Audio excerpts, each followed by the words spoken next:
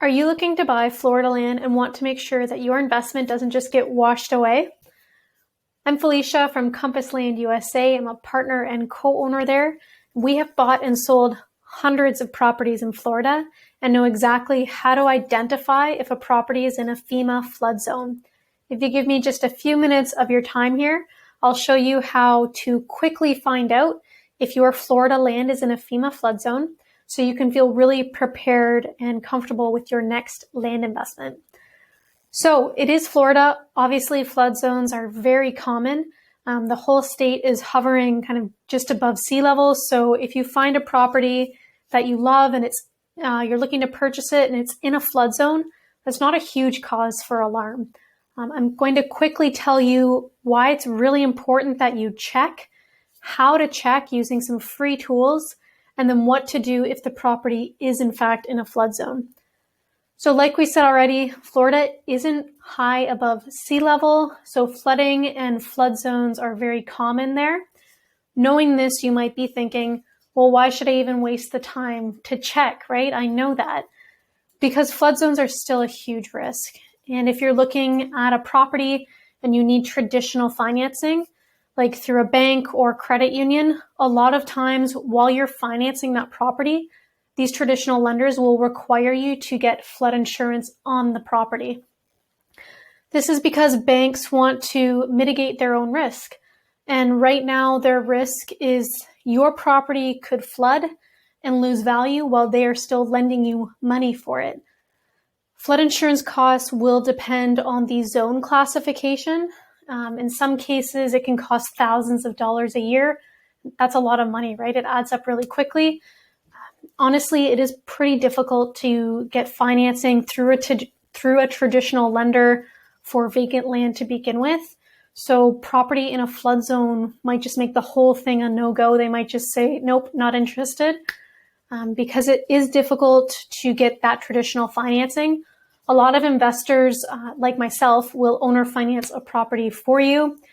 We personally do not require that you take out any sort of flood insurance on the property while you are paying it off. We also don't do credit checks, and we try to make it as easy as possible for folks on any budget to get their dream property.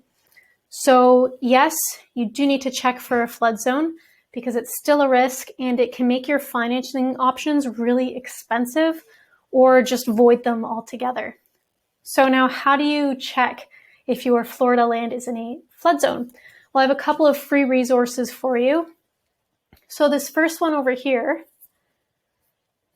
is great. It comes directly from FEMA, so we can search by address. And I'm going to jump back to my example property. This is one of our own properties. We own this. So let's scroll down to the details section. Okay, so we'll grab the address here. And actually, while we're on here, I want to point this out really quick. For all of our properties, especially the ones in Florida, we try to be as transparent as possible with details. So you can see, we'll actually list out on the website if it's in a flood zone and what the flood zone classification is. So you can see we have it listed here. So we know the answer already, but we'll go through the exercise and double check. So I'm going to copy that address. If you don't have an exact address, you can either use the street name or your second best option actually would be to just find a house nearby and use their address. And then you can use the mapper to kind of shift left or right or north, south, wherever you need to go to find your property. So while this is loading here, so you scroll down. So this is the map. So you can see, they don't have the best font, honestly, for this, but you can see zone AE and the approximate elevation in feet underneath. EL is about 8 feet. So this property is in a flood zone. It's in zone AE. And this map is pretty cool because you can zoom out and see how big the flood zone is and what the neighboring zones are. So you can see it's a pretty large area. And then up here we have zone X, it looks like. Zone VE down there. You can also move the map around. It's a pretty cool free tool. So that's great. We have the zone. Awesome. But what does that mean, right? We know it's in a flood zone, but what does that classification mean? Well, I have a handy cheat sheet for you here, and I'll make sure to put this in the description of the video so you can easily find it. So looking for zone AE, I see it here. So really what you want to take from this cheat sheet is whether it's in a high risk or a moderate to low risk area. So this is something you need to know because it will affect your flood insurance. And if you're in a high risk area, you might actually be required to purchase flood insurance on your house if you choose to eventually build on that property. If you're looking to buy Florida land and not build on it for 20 or 30 years, just kind of sit on it as a long-term investment, you probably do not need nor will you be required to get flood insurance because it's just vacant land, right? Housing is different. So if you're in a high risk area, it's pretty likely that you will be required to purchase flood insurance. So we can hop over to this other resource that I have for you. It's called Flood Smart. This is again through the FEMA umbrella. So doing a quick check here, we're at the Am I Required to Have Flood Insurance page. You can see, that they do agree with that. So really, if you're in a high risk area, you're probably going to have to get flood insurance on your house.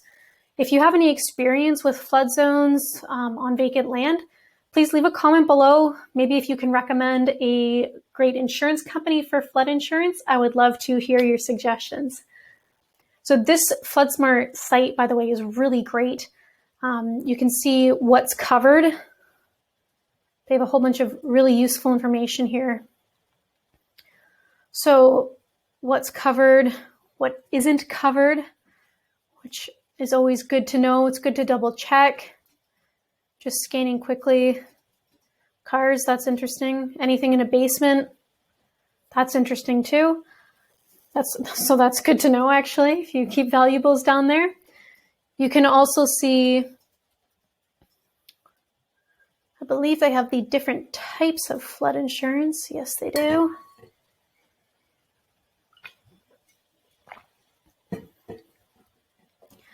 So they have different types of flood insurance for homeowners. If you're a renter, they have that as well.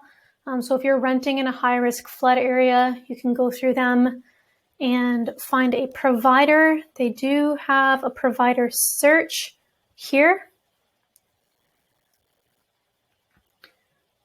So you can narrow it down by state. And then you can see we've 37 options to choose from.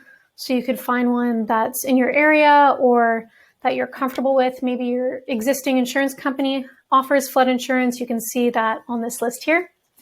Okay, so there you have it.